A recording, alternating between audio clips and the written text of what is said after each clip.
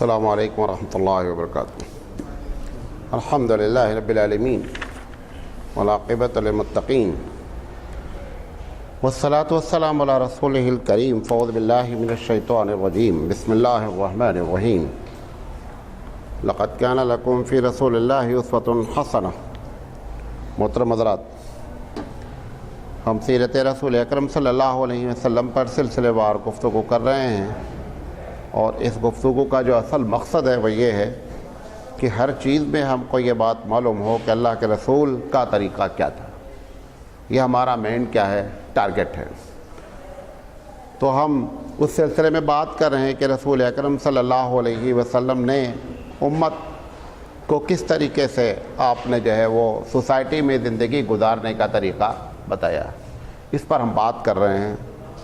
کل میں نے آپ کے سامنے بات کی تھی طہارت کے بارے میں کہ آپ نے طہارت کے آداب کیا سکھلائے، اور آداب جب میں نے شروع کیا تھا تو آپ کو معلوم ہوگا کہ آداب کا اصل مقصد یہ ہے کہ سوسائٹی میں وہ چیزیں جو لوگ برا محسوس کرتے ہیں ایسا ادب سکھلایا جائے کہ اس چیز کو کرنے سے جو ہے وہ سوسائٹی اس آدمی کو یہ نہیں سمجھے کہ یہ لوگ جو ہے وہ جاہل قسم کے لوگ ہیں اور ان کی وجہ سے دوسروں کو تکلیف پہنچے۔ تو مقصد کیا ہے ادب بتانے کا؟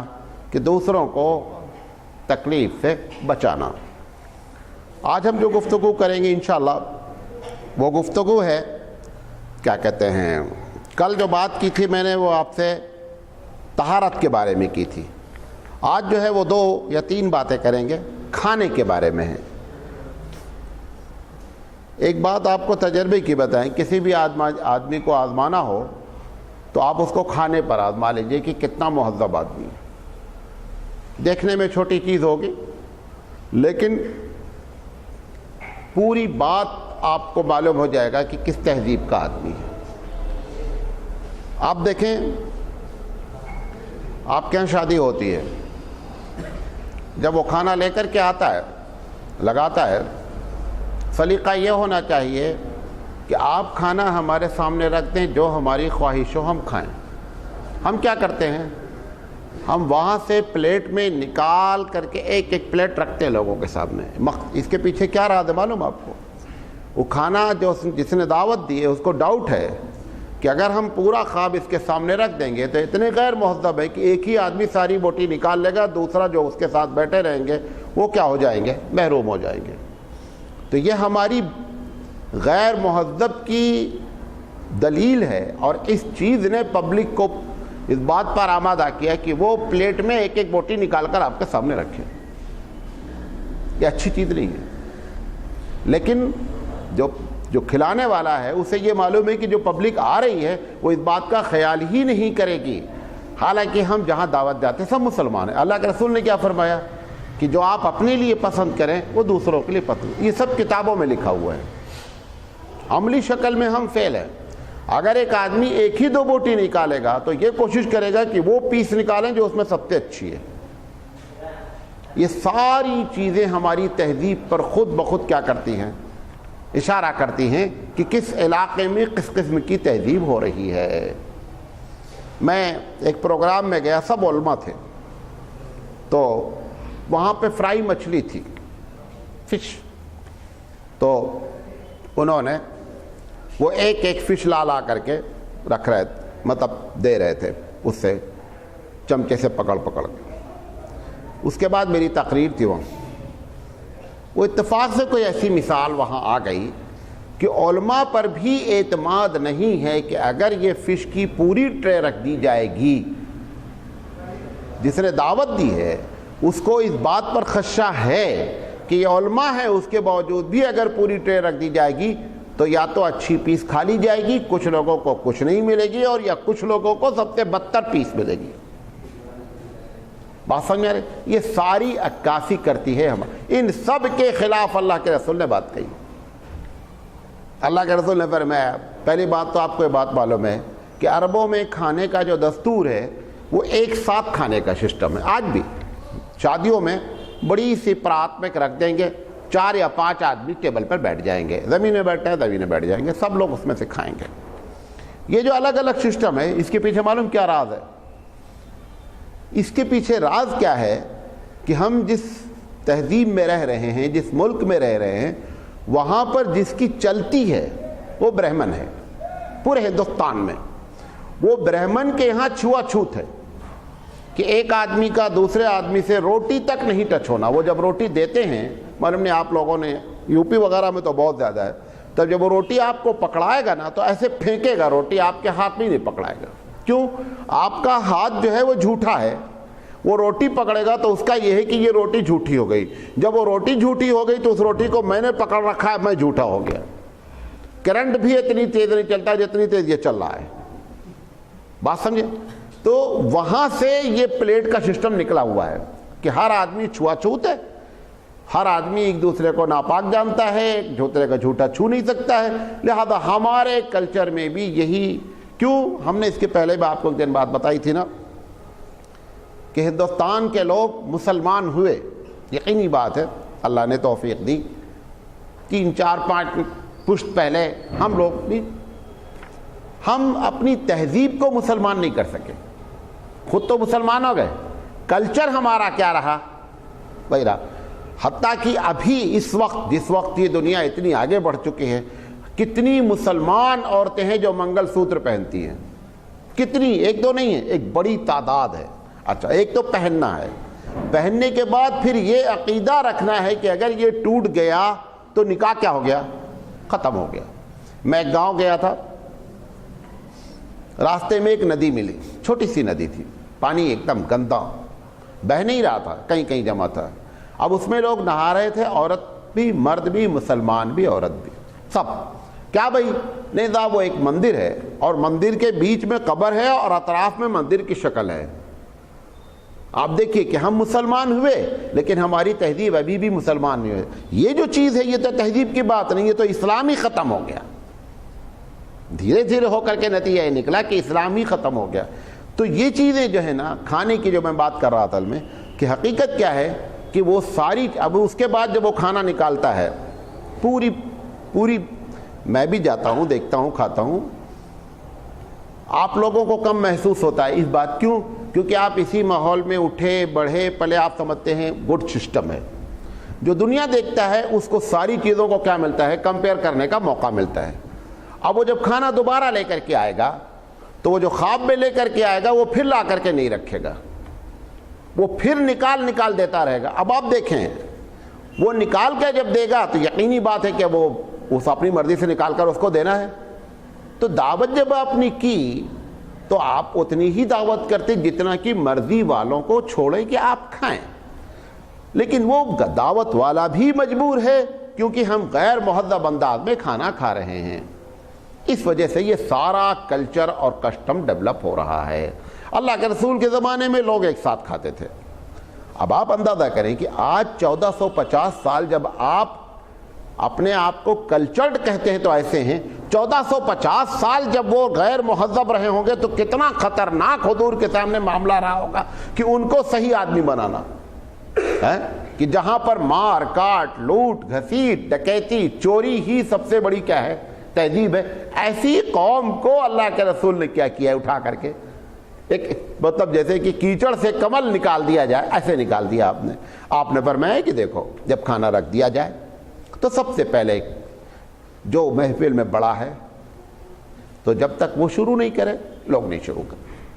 اس کے احترام میں اللہ کے رسول صلی اللہ علیہ وسلم جس محفل میں ہوتے تھے صحابہ سب خاموش رہتے تھے، کھانا رکھ دیا گیا، جب اللہ کے رسول شروع کرتے تھے تو کیا کرتے تھے؟ وہ لوگ بھی شروع کرتے تھے۔ تو ایک تہذیب تو یہ بتائی۔ اس سے کیا ہوتا ہے؟ اس سے معلوم ہوتا ہے کہ یہ جو لوگ ہیں یہ مہذب ہیں، اپنے بڑوں کی قدر کرتے ہیں۔ بڑے آدمی کے الگ الگ مزاج ہوتے ہیں، خیر وہ تو نبی اکرم صلی اللہ علیہ وسلم تھے، لیکن عام بڑے آدمی کو کون سی بات ٹینشن مار دے آپ کو اندازہ ہی نہیں ہے کہ ایک چھوٹا سا آفیسر ہوتا ہے، ایک اپنے محلے جماعت کا بڑا ہوتا ہے، اس کو چھوٹی چھوٹی بات کیا ہوتی ہے؟ ٹینشن مارتی ہے۔ تو ایسا نہیں ہو کہ لیڈر سے کیا ہو جائے، عوام کا اختلاف ہو جائے۔ تو لہٰذا اللہ کے رسول صلی اللہ علیہ وسلم نے یہ تہذیب ہم کو سکھلائی۔ ایک مرتبہ ایسا ہوا، بلکہ 2 مرتبہ میرے نالج میں 2 حدیثیں ہیں کہ اللہ کے رسول کے سامنے کھانا رکھا گیا اور ابھی آپ نے بسم اللہ کیا ہی نہیں تھا کہ ایک آدمی دوڑتا ہوا آیا اور آ کر کے پلیٹ میں ڈائریکٹ اس نے ہاتھ مار دیا. کہ جیسے ہی ہاتھ ابھی پلیٹ میں نہیں پہنچا تھا کہ آپ نے اس کا ہاتھ پکڑ لیا اور آپ نے فرمایا کہ یہ بندہ بغیر بسم اللہ کے شروع کرنا چاہتا تھا اور اس کے ساتھ جو ہے نا وہ شیطان شیئر کرنا چاہتا تھا. ایک مرتبہ ایک لڑکی ایسے 6-7 سال کی لڑکی معلوم نہیں کہاں تھی, کھانا شروع ابھی نہیں ہوا, وہ آ کر کے دوڑ کر کے کھانے میں ٹوٹ پڑی. اس کو بھی آپ نے منع فرمایا, آپ نے کہا کہ نہیں کھانا پہلے بسم اللہ الرحمن الرحیم. تو ایک چیز تو یہ ہے کہ بڑا شروع کرے, یہ تہذیب. نمبر 2 کیا ہے کہ کھانا بسم اللہ سے شروع کیا جائے. کبھی زندگی رہی تو اس پر ہم بات کریں گے کہ بسم اللہ کا فلسفہ ہے کیا اسلام میں. ہر چیز میں بسم اللہ بسم اللہ بسم اللہ بسم اللہ, یہ بہت بڑا فلسفہ ہے. اس کے پیچھے سب سے بڑا جو فلسفہ ہے وہ یہ ہے, ہر بسم اللہ کا کرنا آپ کو پروٹیکشن دیتا ہے شیطان سے, شیطان سے حفاظت کرتا ہے ہر چیز میں. جیسے ہی آپ بسم اللہ الرحمن الرحیم کہتے ہیں ویسے ہی شیطان جو ہے نا وہ بغل سے بھاگنا شروع کرتا ہے کہ یہ بندہ ہمارے لائن کا آدمی نہیں ہے. اس لیے ہر جگہ پر بسم اللہ کہنے کی بات کہی گئی. میں نے آپ کو ایک بڑا کافی چیزیں اس پر بتائی تھی. تو بسم اللہ کر کے کھانا شروع کرنا یہ آپ نے سکھلایا. اچھا, پھر آپ نے فرمایا کہ جب کھا رہے ہیں تو اپنے سامنے سے کھائیں, ہر آدمی اپنے سامنے سے کھائے. اچھا, اب آپ کے سامنے آج کل تو کیا ہے, پلیٹیں ہیں, اپنی اپنی پلیٹیں ہیں. ٹھیک ہے, اگر کوئی خدا نخواستہ خواب بیچ میں رکھ دیا تو گھما گھما کر کے نہیں نکالو اس کو, آپ کے سامنے جو ہے وہ نکالیں آپ اس کو. اب آپ نے دیکھا کہ وہ والا ادھر ہے, آپ نے کہا ٹھیک ہے سامنے سے نکالنا, وہاں سے ایسے نکالنے بجے اس کو گھما کے سامنے کر لیا. یہ اسمارٹنیس ہے, یہ بندہ زیادہ ہوشیار بن رہا ہے کہ وہ گھما کر کے اس کو اپنے سامنے کر لیا. اس نے کہا صاحب حدیث میں آتا سامنے سے نکالو, لہذا ہم نے سامنے سے نکال لیا. اب آپ نے اس کو کنٹرول کرنے کے لیے اللہ کے رسول نے فرمایا کہ برکت بیچ میں ہوتی ہے. برکت کہاں ہوتی ہے, بیچ میں نازل ہوتی ہے. اچھا, اب جب تم بیچ سے نکالنا شروع کرو گے تو پہلے ہی برکت والا کیا کر دیا تم نے نکال لیا, اب بقیہ 5 آدمی جو بیٹھے وہ بے برکتی ہو گئے. تو پورے کھانے میں برکت سرایت کرتی بیچ سے, لہذا اللہ کے رسول نے اس کو کنٹرول کرنے کے لیے فرمایا کہ برکت تو بیچ میں ہے. اب تم بیچ سے اگر نکال لو گے تو معاملہ کیا ہو جائے گا, خراب ہو جائے گا. ایک لطیفہ سناتے ہیں مولوی, حالانکہ آپ کو معلوم ہے یہ جو لطیفے بنتے ہیں اس کے پیچھے کیا راز ہے, یہ بھی بڑی کہانی ہے. آپ دیکھیں مولوی کے اوپر لطیفہ ہوتا ہے, کبھی جو ہے حاجی کے اوپر لطیفہ ہوتا ہے, کبھی نمازی کے اوپر لطیفہ. ایک لطیفہ سنا نا کہ صاحب اس امام صاحب بھول گئے تو پیچھے ایک آدمی نے کہا صاحب نے امام صاحب نے 3 ہی رکعت پڑھائی ہے. کہا کیوں بھائی, کہا میری 4 دکان ہے, میں نے 3 ہی کا حساب کیا ہے. آپ بہت ہنستے ہیں, یہ کیا ہے, یہ آپ کی نماز کو مذاق کرنے کے لیے کسی نے اس طرح کا لطیفہ گڑھا. یہ ایک طریقہ ہوتا ہے بہت ہوشیار قوم کا کہ ہوشیاری کے انداز میں دوسرے کی انسلٹ کی جائے. جیسے شیعہ ہے, شیعہ کو حاجی سے سخت نفرت ہے, حج کرتا ہی نہیں شیعہ الا ماشاء اللہ, اور اگر جاتا بھی ہے تو وہ ایک الگ طرح سے ہے. تو ایک آدمی مسجد کے دروازے پہ کھڑا تھا, بھیک مانگ رہا تھا, تو اندھا تھا تو لوگ دے رہے تھے. ایک آدمی اس میں سے گزرے کہ اس کے ہاتھ میں جو رکھا تھا وہ نکال کے, مطلب سب تو اس کو دے رہے تھے, انہوں نے کیا کیا اس میں سے اٹھا لیا. وہ بندہ اندھا تھا, اس نے سوچا یہ اندھا ہے. وہ اندھا کیا کہتا ہے, حاجی صاحب ایسا نہیں کرو نا. اب لوگ بہت خوش ہوتے ہیں, ہاں بڑا اچھا لطیفہ ہے. اندھے کو کیسے معلوم ہے بدماش کو کہ حاجی نے اٹھایا ہے. جب اندھا بھیک مانگ رہا ہے تو اٹھانے سب کو اس نے ثابت کیا کہ حاجی سب سے بدماش. یہ بنایا کس نے, یہ شیعہ نے بنایا. سمجھے نہیں, ہر لطیفے کے پیچھے بہت بڑا فلسفہ ہوتا ہے. وہ جو میں بتانے جا رہا ہوں یہ مولوی کی انسلٹ کرنے کے لیے بنایا. ایک صاحب 4 مولوی بیٹھے تھے تو کھچڑی تھی, تو اب وہ بتانا چاہتا ہے کہ یہ غریب لوگ ہوتے ہیں کھچڑی کھاتے ہیں. اب اس میں کھچڑی کا لفظ اس نے استعمال کیا, بیچ میں اس نے گھی رکھ دیا. کون, دعوت والے نے. اب چاروں آدمی دیکھ رہے ہیں, گھی تو بیچ میں ہے, اور اللہ کے رسول نے یہ بھی کہا کہ بیچ سے شروع نہیں کرنا کیونکہ چاروں مولوی ہیں.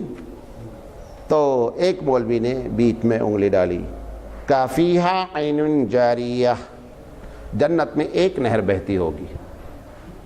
اس نے اس میں جب ڈالا تو گھی ادھر آنا شروع ہو گیا. دوسرے والے نے سوچا کہ یار یہ تو پورا چلا جائے گا, تو اس نے دوسرے والے نے کہا فیہما عینانی تجریان، جنت میں 2 نہریں بہتی ہوں گی۔ اب اس نے 2 انگلی جب کھینچی تو گھی ادھر جانے لگا۔ تیسرے نے سوچا یہ کھا گیا، اس نے 2 مار دیا، جو بچا دودھ چلا گیا، ہم کیا کریں گے؟ اس نے کہا اذا زلزلت الارض زلزالہا، جب زمین میں زلزلہ آ جائے گا۔ یہ کیا چکر ہے؟ یہ ساری چیزیں ہماری انسلٹ کرنے کے لیے بنائی گئی، لیکن آپ کو بتا رہا ہوں کہ وہ تو بیچ کی جو برکت کی بات تھی، وہاں پر ہم ایسے ہی لطیفوں کے ایک دم قائل نہیں ہوتے، اور جب کوئی لطیفہ ہم کو سناتا ہے تو ہم اس کی بڑی گہرائی سے، ایسا نہیں سب کہیں لکھا ہے، ہم خود اس پر خود سوچتے ہیں کہ اس کے پیچھے کیا راز ہے کہ مولوی کو پھر کھچڑی کو، یہ دونوں کو اکٹھا کیوں کیا گیا؟ یہ جان بوجھ کر آپ کی انسلٹ کرنے کے لیے کیا گیا۔ بولو دیکھ کہ کتنے محاورے ہیں، ملا کی دوڑ مسجد تک، ایک محاورہ ہے ملا کی دوڑ مسجد تک، کیوں؟ مطلب کیا تمہیں کچھ نہیں آتا ہے، تم صرف جانتے کیا ہو، زیادہ مسجد کے مسائل جانتے، بکیا تم کو کچھ نہیں آتا، یہ کہہ کر کے اس نے ملا کے بیچ میں دو ملا کے بیچ میں مرغی حرام۔ یہ سارے لطیفے انسلٹ کیوں کرے گئے ہیں یہ بھی بتا دیں آج آپ کو۔ پوری یہ سب انگریزوں کے زمانے کے بنائے ہوئے لطیفے ہیں، بہت ان کے تھنک ٹینک نے بیٹھ کر کے سارے لطیفے کہہ رہا ہوں، یہ سارے محاورے بنائے ہیں۔ جن لوگوں نے انگریزوں کو آ کر کے ڈیفینسو پوزیشن اختیار کی وہ مسلمان تھے، اور ان مسلمانوں کے جو لیڈر تھے وہ علماء کرام تھے۔ تو انہوں نے، ان کے لوگوں نے کہا کہ ان کا اعتماد علماء پر سے ختم ہونا چاہیے۔ علماء پر سے اعتماد ختم کرنے کے لیے ساری چالیں اختیار کی گئیں، ایسی چالیں بھی اختیار کی گئیں کہ تاکہ ان کی لیڈرشپ کیا ہو جائے، ختم ہو جائے۔ آج کتنے لوگ ہیں نا، آپ باتیں کرتے جب آپس میں جہاں مولوی نہیں رہتا، بولتے ہیں سب سے بدماش جو لوگ ہیں نا یہ مولوی ہیں۔ ہمارا ساتھ ایک صاحب گاؤں کہتے ہیں کہاں منانا تھا، ہمارا بس چلنا تھا، ہم بندوق لے کے ٹھا پہلے سب مولوی کو ماریں گے۔ اچھا، اب اس کے پیچھے بھی کیا راز ہے کہ یہ قیادت آپ کی ختم ہونی چاہیے، اور ایک حد تک قیادت ختم ہو چکی ہے، ایک حد تک قیادت ختم ہو چکی ہے، مولوی کی چلتی نہیں ہے اب کہیں بھی۔ اس کے پیچھے اور بھی دوسرے بھی راز ہیں، لیکن یہ جان بوجھ کر پلاننگ کی گئی ہے کہ آپ لیڈر لیس ہو جائیں، اور وہ ہو گیا۔ اب پورے ہندوستان میں کوئی عالم ایک ایسا نہیں ہے کہ جس کی بات پر سارے مسلمان کیا ہو جائیں، اکٹھا ہو جائیں۔ مایاوتی ہر جن ہے، آپ دیکھیں آپ کے بس اسٹینڈ میں مایاوتی کی پکچر لگی ہوئی ہے۔ کہاں کے رہنے والے ہیں؟ یو پی کے ایک چھوٹے سے گاؤں کی رہنے والی ہے، لیکن ہر جن کی وہ لیڈرشپ کر رہی ہے، وہ وہاں سے اس کی فوٹو یہاں تک لگی ہوئی ہے۔ یہ کیا چیز ہے کہ اس کا ایک لیڈر ہے، اس کی ایک طاقت ہے۔ ہیں کتنے ہندوستان میں؟ 11.5%۔ پورے ہر جن ہندوستان کے ملا لیے جائیں تو کتنے ہیں؟ 11.5% اپنے اپنے لیڈروں پر کم سے کم کیا ہیں؟ اکٹھا ہیں۔ ہم ہیں کتنے؟ کبھی کبھی تو ہم جوش میں آ کے بولتے ہیں ہم 30% ہے، ہم 25% ہے، لیکن کم سے کم 20 اور 21 کے بیچ میں ہیں۔ 20-21 اگر نہیں ہے تو کم سے کم 15% تو گورنمنٹ 11% مان رہی ہے، چھپاتی ہے، لیکن 15 سے 20 کے بیچ میں تو ہے۔ 15 سے 20 والے کا ایک بھی لیڈر نہیں ہے۔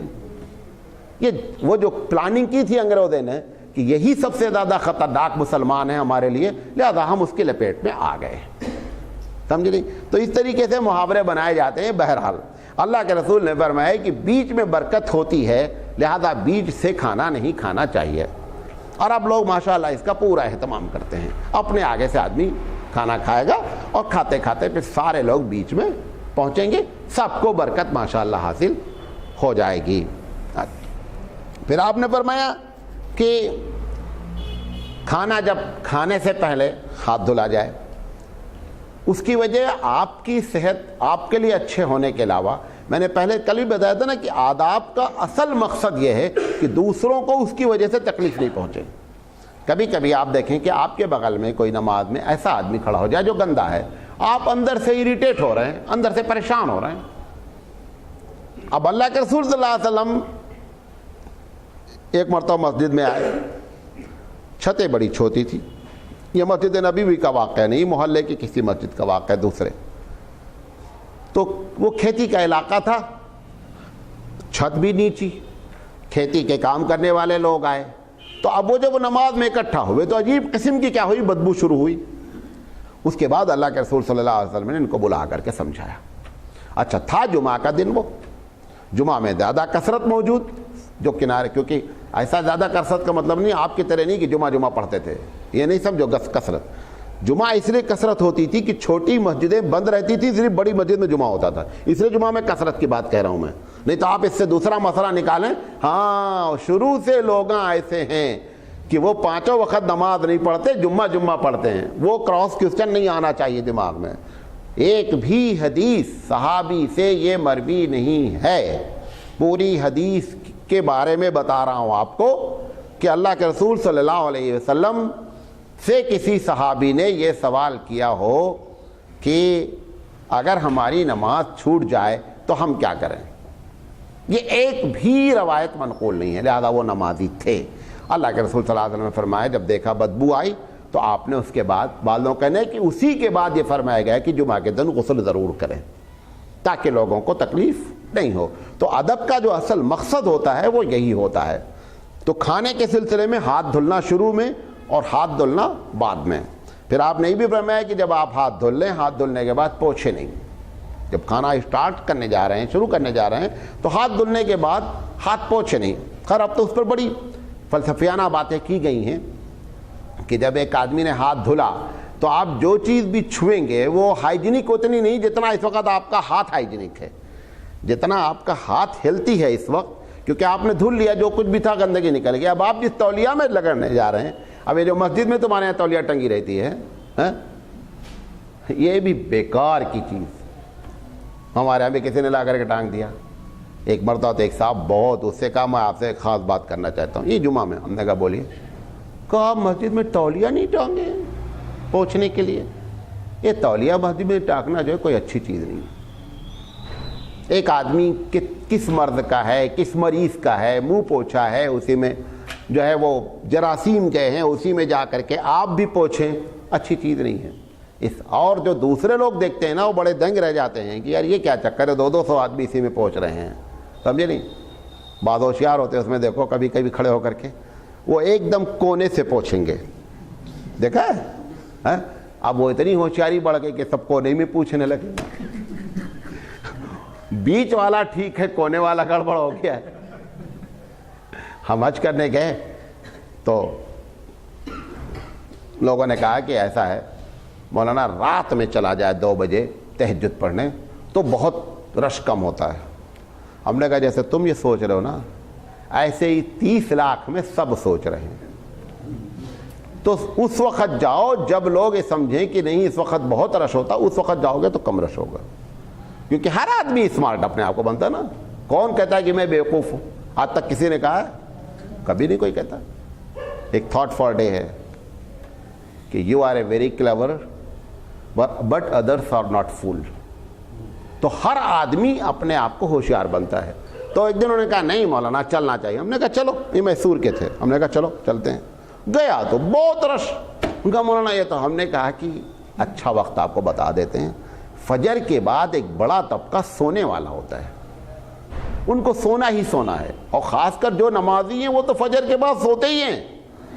غیر نمازی فجر کے بعد نہیں سوتا، لیکن جو فجر پڑھا ہو تو بڑا تیر مارا ہے نا، اس کو تو فجر کے بعد سونے کا کام ہی ہے، بکیا کوئی دوسرا کام ہی نہیں ہے، کیونکہ وہ تو سمجھتا ہے میں نے بہت بڑا کام کیا ہے، فجر کی نماز پڑھی ہے۔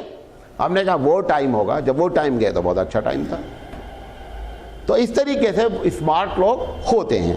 بہرحال تو پوچھنا چاہیے کھانے کے بعد۔ اللہ کے رسول نے پہلے پوچھنے کی بات نہیں کی، کیونکہ پوچھنے کی وجہ کیا ہے کہ جس چیز میں آپ پوچھیں گے اس میں جراثیم ہونے کے چانس ہے، لہذا دھلنے کا مقصد کیا ہو جائے گا، ختم ہو جائے گا۔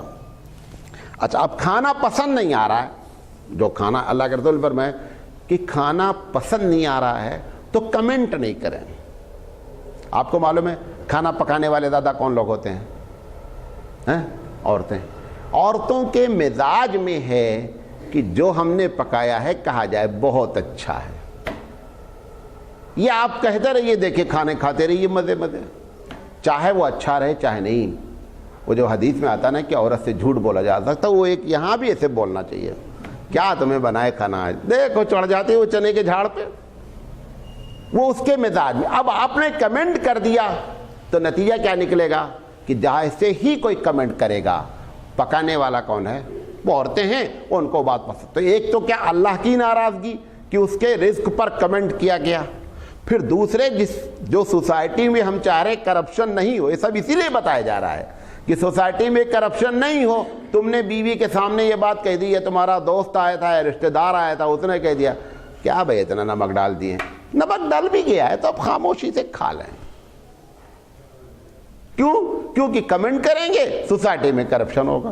اور ہمارا سارا جتنا پروگرام چل رہا ہے وہ کیا ہے کہ سوسائٹی کو امن و امان کے ساتھ کیسے رکھا جائے.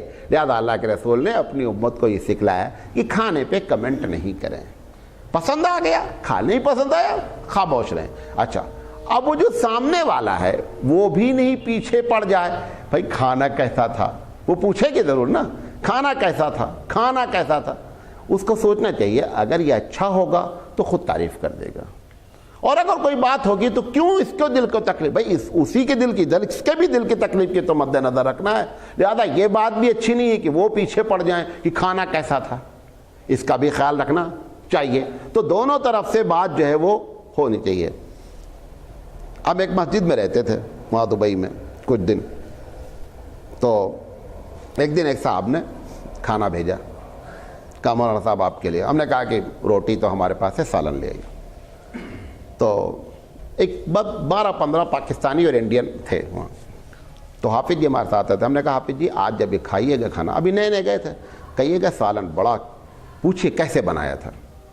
کہا کہ ہم نے کہا پوچھنا, کہا بہتر پوچھ لینا. تو کہا ٹھیک. کھانا کھا لیا گیا. کہا کہ وہ جب برتن لینے آئے, کہا بھائی وہ سالن بڑا اچھا تھا, وہ لکھ کے دے دیے کیسے بنایا تھا.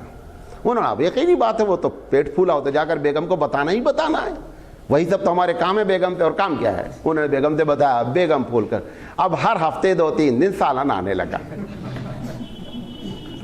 ایک 4-5 لوگوں کے ایسے حافظ جی نے تعریف کر دی, ہم لوگوں کو اب سالن 2 سال بنانے کی ضرورت نہیں.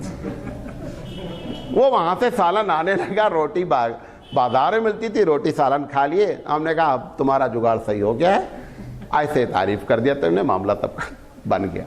بہرحال ایسے ہوشیاری نہیں کرنی چاہیے. لیکن تو کھانے میں عیب جو ہے وہ نہیں نکالنا چاہیے. دوسری بات جو ہم آپ سے کرنا چاہ رہے ہیں وہ ہے سلام کے بارے میں. یہ معلوم نہیں کبھی ہم نے آپ سے بات کی نہیں کی. سلام کے پیچھے بہت بڑا فلسفہ ہے اسلام کا. جب ہم کہتے ہیں, اللہ کے رسول نے کیا فرمایا کہ جب آدمی ملاقات کرے, یہ ملاقات کے آداب ہیں, تو آدمی کہے اس سے کیا, السلام علیکم. الگ الگ قوموں میں الگ الگ طریقے ہیں. یہ جب ہم کہتے ہیں تو اس کا مطلب کیا ہوتا ہے کہ میں دعا کر رہا ہوں کہ رب کی سلامتی تم پر ہو. اسی لیے اس کے اوپر الف لام لگایا جاتا ہے. جو الف لام لگا ہے السلام علیکم میں, الف لام سین ہے. یہ الف لام بھی انگلش میں جو دا ہوتا ہے, THE دا, وہ دا جب لگا, اگر آپ بولتے ہیں a boy came, ایک بچہ آیا, تو XYZ کوئی بچہ ہو سکتا ہے. اگر آپ نے کہا the boy came, اس کا مطلب کوئی خاص بچہ آیا. تو عربی زبان میں جب لفظ الف لام لگایا جاتا ہے تو اس میں خاص کا معنی پیدا ہونا چاہیے ہر حال میں. الگ الگ طریقے سے الگ الگ جگہ پر معنی الف لام کا ہوتا ہے, لیکن کم سے کم معنی کیا ہونا چاہیے, خاص کا. یہ جو آپ کہتے ہیں السلام علیکم, ہم دعا کرتے ہیں کہ سلامتی ہو تم پر, کس کی, اللہ کی. یہی وجہ ہے کہ جب اللہ کی سلامتی ہو تو تم کو جھکنے کی اجازت نہیں. ہم نے دعا کس کی سلامتی کے لیے کی ہے آپ کی. کہاں سے سلامتی آئے گی, پروردگار عالم کی جانب سے. ہماری جانب سے سلامتی نہیں ہے کہ میں آپ کو جھک کر سلام کروں, وہ رب کی سلامتی ہے. لہذا میں نے صرف دعا کی ہے تو دعا میں جھکنا نہیں ہے. اس لیے اللہ کے رسول صلی اللہ علیہ وسلم نے اس پر پورا فلسفہ بیان کیا کہ نہیں صاحب. ایک صحابی نے باقاعدہ آ کر کے پوچھا کہ میں سلام کرتے وقت جھکوں, تو انہوں نے کہا نہیں, جھکنے کی ضرورت نہیں. تو اس کے پیچھے یہ فلسفہ. مدینہ جب آپ نے بھیجا لوگوں کو تبلیغ کے لیے, خاص کر مصعب بن عمیر رضی اللہ تعالیٰ عنہ کو, تو مصعب بن عمیر سے کہا کہ 2 کام کرنا ہے جا کر کے مدینہ.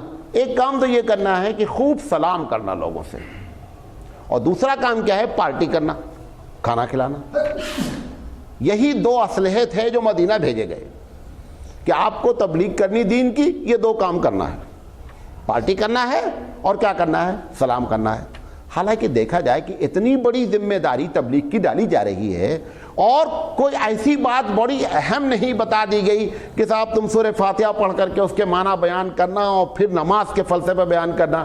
ایک ان کی مد نظر رکھتے ہوئے جس قوم سے خطاب کرنا تھا، اللہ کے رسول صلی اللہ علیہ وسلم نے ان کے مزاج کے تحت یہ دو باتیں بیان کر دی۔ تو کھانے والی بات تو عرب کی تہذیب تھی، یہ جو سلام والی بات تھی نا، اس میں بڑا دم تھا۔